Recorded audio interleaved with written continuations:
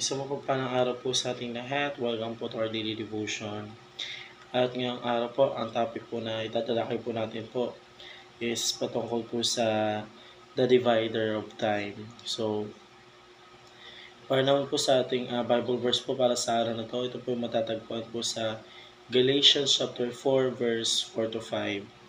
At ito po sabi sa English, But when the set time had fully come, God sent His Son, born of a woman, born under the law, to redeem those under the law, that we might receive adoption to sonship. Ito naman po sabi sa Tagalog po. Subalit nang dumating ang ganap na kapanahunan, isinugo ng Diyos ang kanyang anak, na ipinanganak na isang babae at ipinanganak sa ilalim ng kautusan, upang tubusin ang mga nasa ilalim ng kautusan upang matanggap natin ang pagkupkup bilang mga anak. So yun po yung ating Bible verse po para sa araw na to. Then tayo naman po dumako po sa ating teaching po or ating katuruan. Una po, Old Covenant Law and New Covenant Grace. So yung po sinabi po nating Old Covenant Law po. So parang ito po yung mga sinauna po nating Covenant Law po.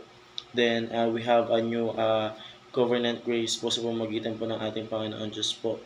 The way na iniligtas po tayo ng ating Panginoon Diyos po dun po sa Kalbaryo po para po ang mga kasalanan po natin is papagbayaran po natin ng full po. So ginawa po yun ng ating Panginoon Diyos for us po bilang mga sonship niya po or bilang mga anak niya po na kailangan po tubusin po dun po sa mga kasalanan na nagagawa po natin. So pangalawang katuruan po, Old Creation and New Creation.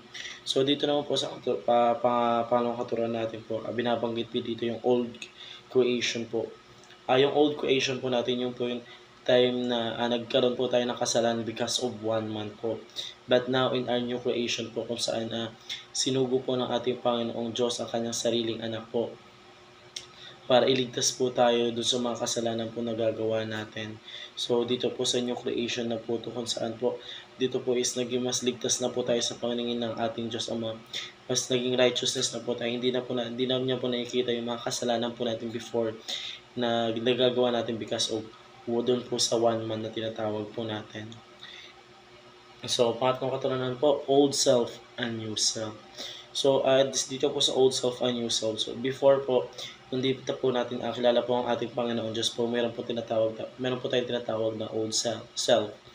Ito po yung mga nakaraan po natin, yung mga pinaggagawa po natin dati sa mga makamundong bagay po nung hindi pa po natin kilala ang ating Panginoon Diyos.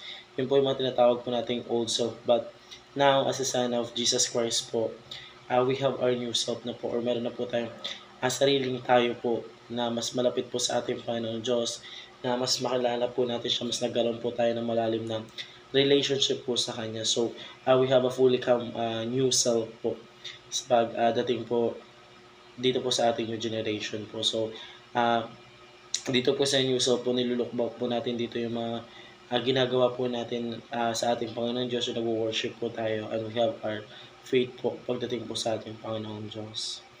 So, yun lamang po para sa araw natin. Maraming salamat po sa pakikinig and see you po ulit bukas para po sa ating daily devotion.